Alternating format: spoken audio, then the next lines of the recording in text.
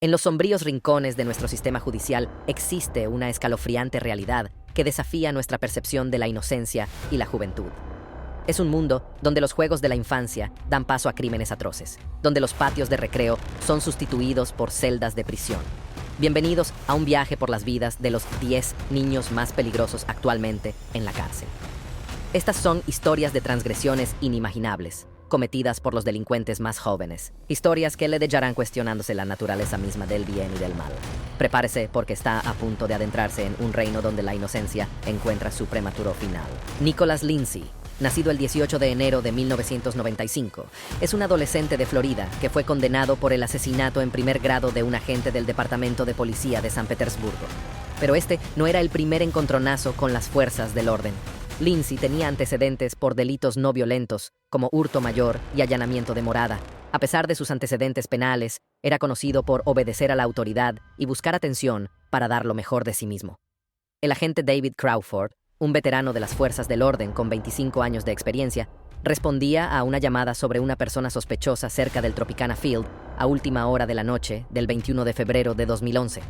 La persona que llamó informó de que había un hombre en su jardín agarrado a un ladrillo que luego saltó la valla, lo que hizo temer un posible robo. El agente Crawford llegó entonces al lugar, observó al individuo y salió de su vehículo. Y fue entonces cuando las cosas se pusieron intensas. Se registró un intercambio de disparos a las 10:37 p.m.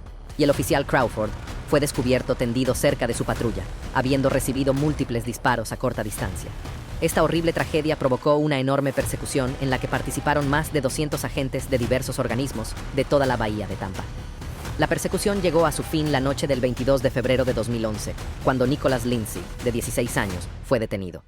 En un principio, Lindsay dio versiones contradictorias de los hechos, pero finalmente reveló información que corroboraba las pruebas que las autoridades habían reunido. Confesó haber arrojado el rifle a un arroyo cercano. Lindsay fue declarado culpable de asesinato en primer grado y condenado a cadena perpetua en 2012. Su condena fue confirmada en posteriores revisiones judiciales, a pesar de las revisiones de la legislación estatal que abordan las cadenas perpetuas obligatorias para delincuentes juveniles. Este caso es un recordatorio aleccionador de las tristes consecuencias de los delitos violentos, así como de la importante influencia que tienen en las comunidades y en las vidas de las personas implicadas. También llama la atención sobre el debate en curso acerca de las penas apropiadas para delincuentes juveniles y el equilibrio entre castigo y rehabilitación.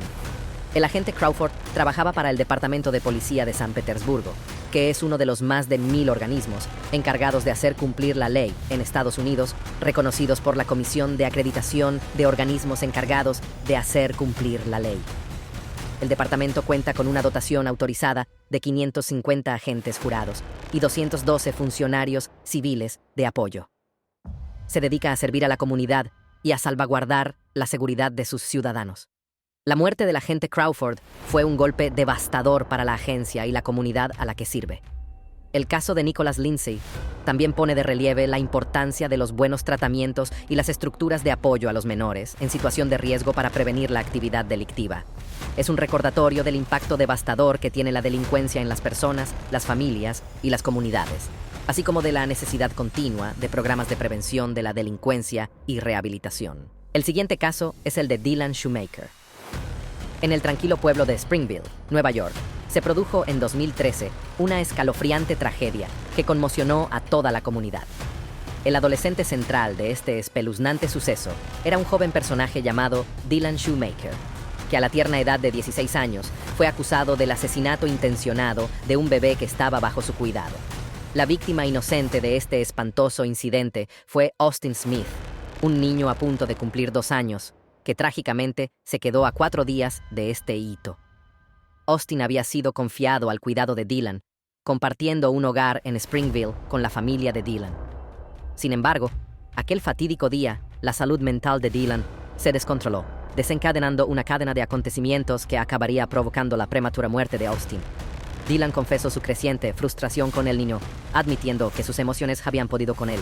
Reconoció haber maltratado físicamente a Austin, recurriendo a bofetadas y azotes, y en un horrible acto de violencia, estampó a Austin contra el suelo y le golpeó repetidamente en la cabeza con una fuerza escandalosa, todo ello mientras se escondía detrás de una almohada.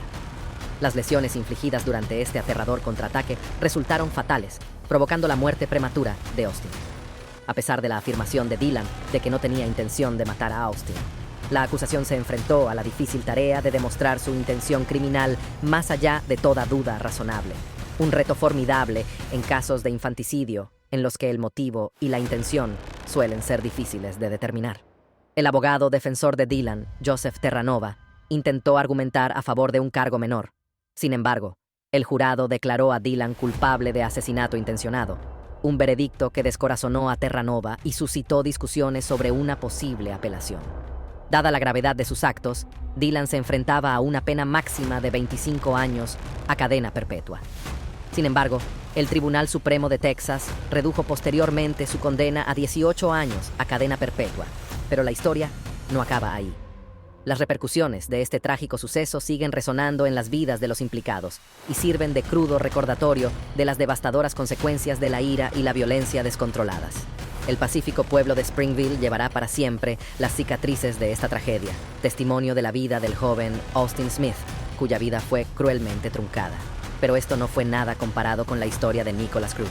La fecha era el 14 de febrero de 2018, un día que se suponía que iba a estar lleno de intercambio de palabras dulces y bombones en forma de corazón. Un día que se suponía que iba a ser una celebración del amor.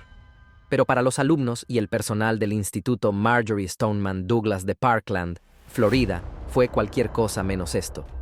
Ese fatídico día, los pasillos de la escuela, normalmente bulliciosos por la charla de los estudiantes y el tintineo de las taquillas, se transformaron en una escena de caos y terror. El autor no era otro que Nikolas Cruz, un antiguo alumno que había sido expulsado de la escuela. Armado con una pistola estilo AR-15 que había adquirido legalmente, Cruz irrumpió en la escuela, convirtiendo un lugar de aprendizaje y crecimiento en una pesadilla de miedo y pérdida. En solo 6 minutos, Cruz se cobró 17 vidas inocentes e hirió a otras 17 personas.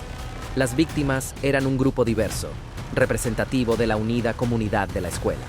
Eran alumnos y miembros del personal, cada uno con sus propios sueños y aspiraciones, todos ellos truncados de forma cruel y abrupta. Tras el tiroteo, Cruz se mezcló con los estudiantes que huían, lo que hizo que su huida del lugar fuera inquietantemente rutinaria. Sin embargo, aproximadamente 1 hora y 20 minutos después, fue detenido por la policía en la vecina Coral Springs sin ningún incidente. Tras las investigaciones, se revelaron problemas disciplinarios preocupantes y comportamientos inquietantes relacionados con Cruz. Esto sirvió como señales ominosas de que algo nefasto se había estado cociendo a fuego lento bajo la superficie. Este trágico incidente se convirtió ese año en uno de los tiroteos masivos en institutos más mortíferos de la historia de Estados Unidos. Marcó un sombrío punto de inflexión y desencadenó apasionados debates sobre el control de armas. También dio lugar a la creación de Nunca Más MSD, un grupo de defensa dirigido por estudiantes de Parkland que presiona ardientemente para que se establezcan normas más estrictas de control de armas. En la sala del tribunal, Cruz se declaró culpable de los 34 cargos que se le imputaban. Se libró de la pena de muerte y fue condenado a cadena perpetua sin posibilidad de libertad condicional. A pesar de su disculpa ante el tribunal, las familias de las víctimas siguen luchando contra un dolor y una pérdida inimaginables. El siguiente en esta aterradora lista es Joshua Phillips. Remontándonos un poco al año 1998, en la soleada ciudad de Jacksonville, Florida, se produjo un escalofriante suceso que captaría la atención de la nación y proyectaría una larga y oscura sombra sobre las vidas de 2 familias. El protagonista de esta trágica historia era un joven llamado Joshua Phillips, de tan solo 14 años, cuya vida estaba a punto de dar un vuelco. En lo que parecía un día normal, Joshua y su vecina, Maddie Clifton, de 8 años, estaban jugando amistosamente al béisbol. Pocos se imaginaban que este inocente pasatiempo pronto se convertiría en una horrible catástrofe que alteraría irrevocablemente sus vidas. Durante el partido, una pelota de béisbol perdida golpeó a Maddie en el ojo, haciéndole gritar de dolor mientras la sangre le corría por la cara. Temeroso de la ira de su padre, Joshua metió a Maddie en su casa. En un intento desesperado y equivocado de acallar sus gritos, la golpeó con el bate de béisbol. Las secuelas de este horrible acto fueron la ocultación del cuerpo sin vida de Maddie bajo su cama, donde siguió viviendo a escasos centímetros de ella durante 6 agonizantes días. El descubrimiento del cadáver de Maddie conmocionó a toda la comunidad. Joshua fue rápidamente detenido y acusado de asesinato en primer grado. A pesar de su corta edad, fue juzgado como adulto en el verano de 1999. Joshua optó por guardar silencio durante todo el proceso y mantuvo que la muerte de Maddie había sido un accidente y que sus actos se debían al miedo a su padre, que le maltrataba. No obstante, se le impuso una condena que le perseguiría el resto de su vida: prisión sin posibilidad de libertad condicional. Años después, en 2016, a Joshua se le concedió una nueva audiencia de sentencia. Sin embargo, esto no alteró su destino. Tanto en noviembre de 2017 como de 2019, volvió a ser condenado a cadena perpetua. Su caso se fijó para revisión a finales de 2023, dejando un atisbo de esperanza para un posible cambio en su historia. Este trágico incidente sirve de crudo recordatorio de las devastadoras consecuencias del maltrato y el abandono infantil. Subraya la acuciante necesidad de políticas sólidas de protección de la infancia y de mejores servicios de salud mental para los jóvenes. Además, suscita debates cruciales sobre la severidad de las penas impuestas a los delincuentes juveniles y las posibilidades de rehabilitación, mientras la sociedad se debate entre las nociones de redención y segundas oportunidades. Podríamos tratar de entender que Joshua era solo un niño y, teniendo en cuenta que tenía un padre maltratador, simplemente se asustó de hacer daño a la niña, pero acabó haciéndolo peor. Pero rápidamente seguir adelante, porque las cosas están a punto de empeorar si usted piensa que los niños son inocentes. Estás muy equivocado. El siguiente es Brandon Spencer. Avanzamos rápidamente hasta el año 2012. Una fiesta de Halloween en la Universidad del Sur de California se vio empañada por un aterrador incidente que proyectó una larga y oscura sombra sobre las festividades. En el centro de este escalofriante suceso se encontraba un joven de 21 años llamado Brandon Spencer, cuya vida estaba a punto de dar un giro trágico. Una disputa entre Spencer y Geno Hall, una antigua estrella de fútbol americano del instituto, desencadenó el incidente. Lo que comenzó como una acalorada discusión se convirtió rápidamente en un violento enfrentamiento, en el que Spencer abrió fuego en una lluvia de balas.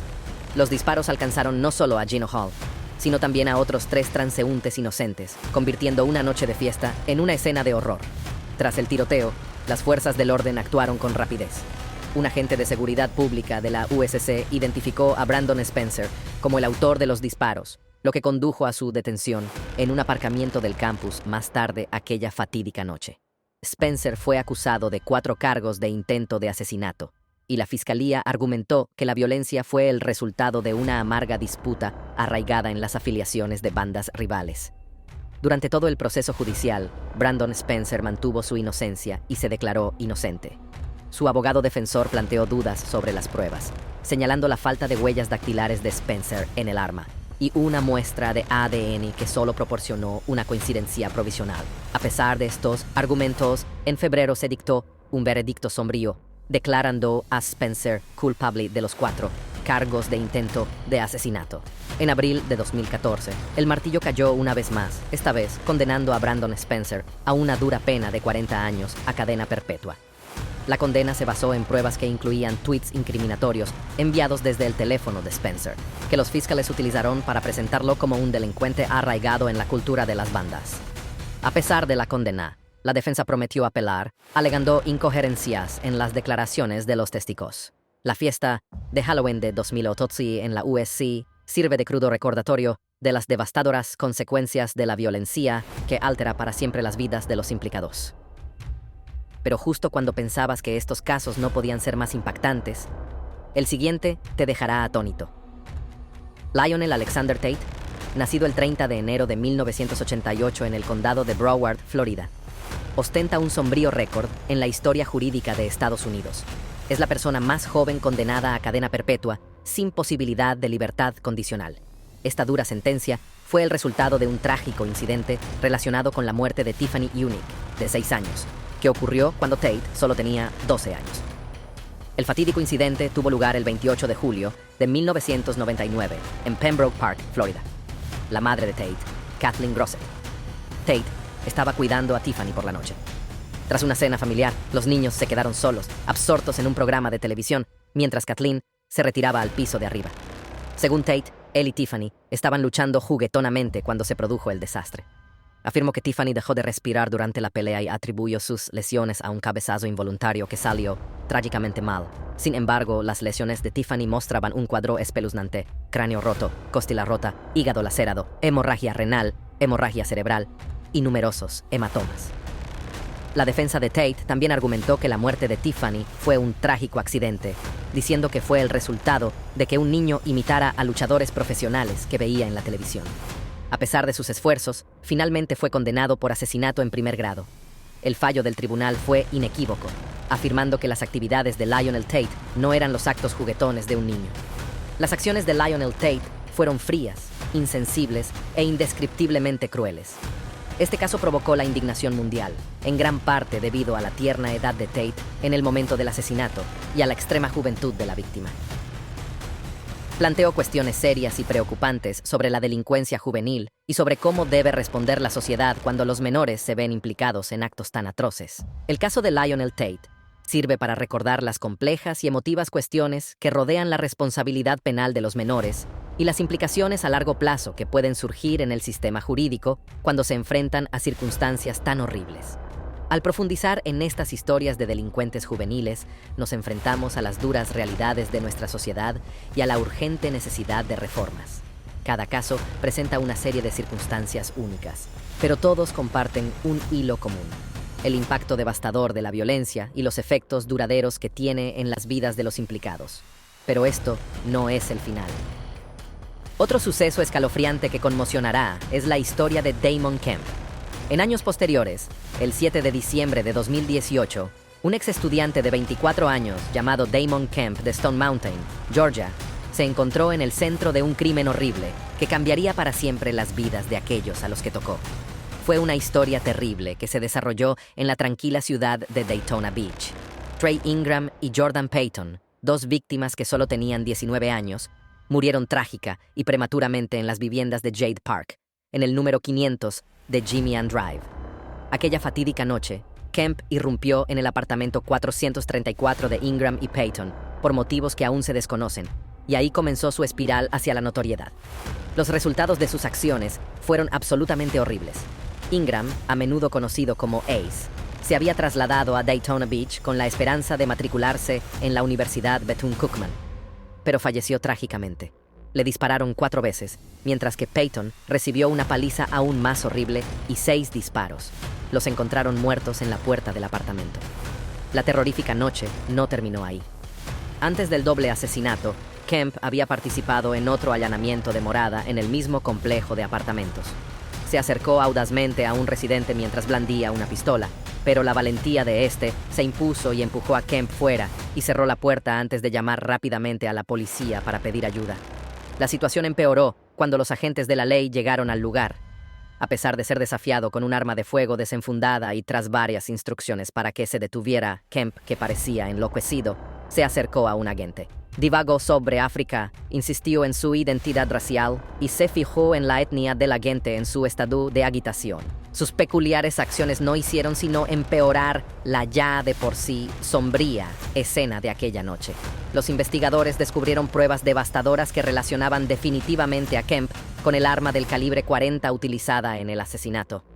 Hay pocas dudas sobre su culpabilidad porque se encontró la huella de la palma de su mano en la funda de esta arma mortal. Kemp tuvo entonces que enfrentarse a toda la fuerza del sistema judicial, con un veredicto de culpabilidad en todos los cargos pendiendo sobre él. De acuerdo con las normas de imposición de penas, ahora se enfrenta a una severa condena que puede durar entre 26 años y cadena perpetua. La condena mínima por asesinato en segundo grado es de 25 años de prisión. La tragedia ocurrida aquella noche sirve de recordatorio aleccionador de los trágicos resultados de la violencia y de la irreparable pérdida que supone para las familias, las comunidades y las personas. Pasar rápidamente al estremecedor caso de Philip Chisholm. En el año 2013 se desencadenó una escalofriante tragedia dentro de los confines aparentemente seguros del Instituto Danvers de Massachusetts. En el centro de este espeluznante incidente se encontraba un chico de 14 años llamado Philip Chisholm, cuyo violento acto empañaría para siempre la memoria de la escuela. La víctima de su brutal crimen fue Colleen Ritzer, una profesora de matemáticas de 24 años conocida por su dedicación y positivismo.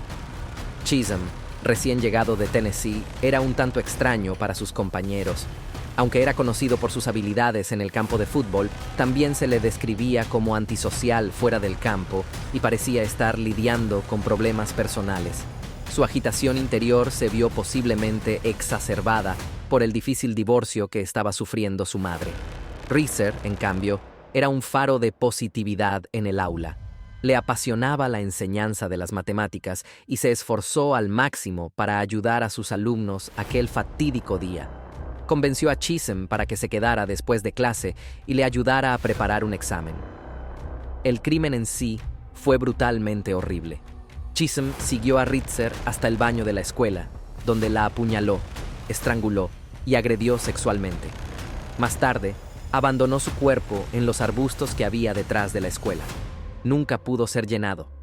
En diciembre de 2015, Chisholm fue declarado culpable de violación, robo a mano armada y asesinato en primer grado.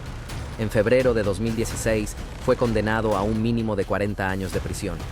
Como resultado de ello, no será elegible para la liberación hasta que tenga al menos 54 años de edad. Mientras que la justicia se ha servido en este caso, los que conocían y amaban a Colin Reeser siguen grapple con su pérdida. Su legado vive en la memoria de sus estudiantes, colegas, amigos y familia. Pero lo que decimos, tal vez esto no es una pena. Pero ¿qué podemos decir? Tal vez este realmente se lo merecía. ¿Qué piensa usted?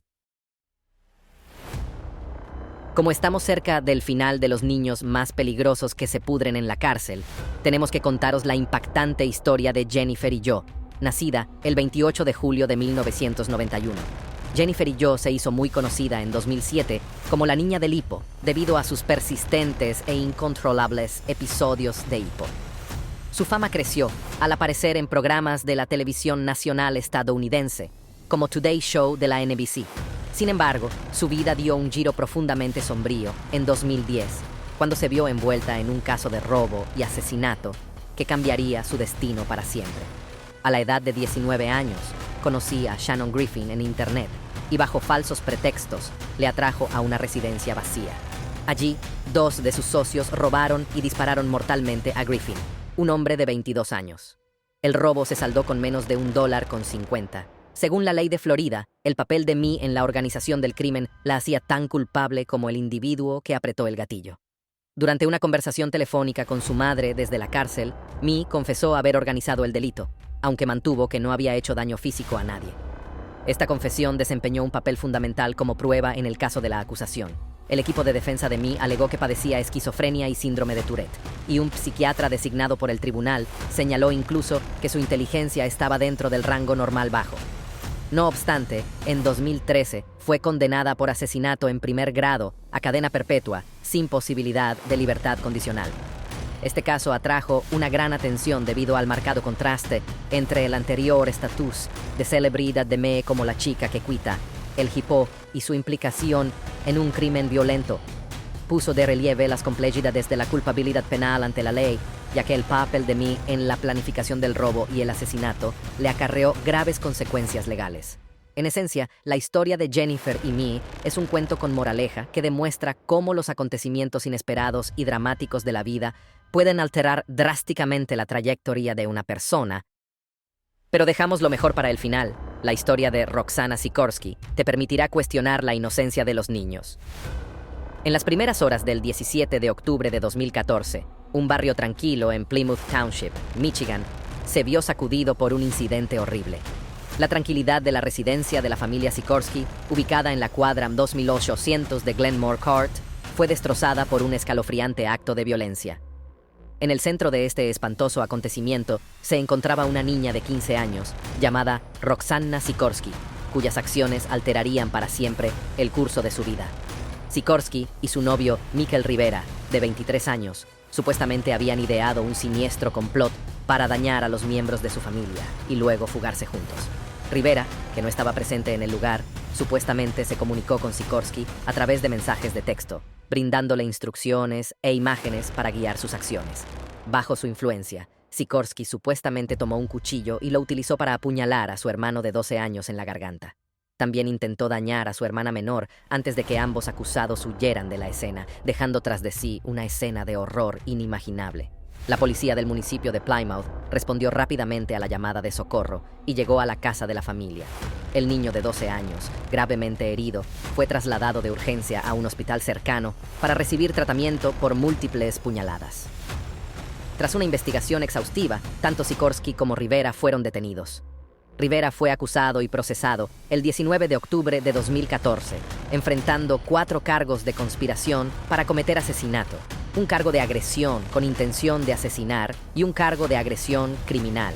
Se le concedió una fianza en efectivo de $1 millón y se le programó un examen preliminar el 31 de octubre de 2014 ante el juez Michael Giroux.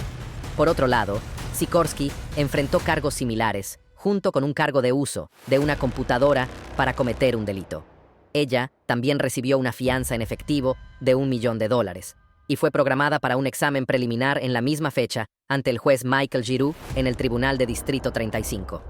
En una medida inusual, la fiscal Kim L. Worthy enfatizó la gravedad del caso y señaló que acusar a un joven de 15 años como si fuera un adulto es inusual. Sin embargo, los supuestos hechos que rodearon este incidente obligaron a tomar la decisión. El fiscal Worthy describe el presunto complot de Sikorsky y Rivera para conspirar para matar a toda su familia como verdaderamente inquietante, lo que subraya la gravedad de los cargos en su contra. Bueno, ¿cuál de estos niños dirías que merecía su destino y quién no? Comparta sus pensamientos en la sección de comentarios a continuación y no olvide darle me gusta y suscribirse al canal para obtener más contenido. Nos vemos en la próxima.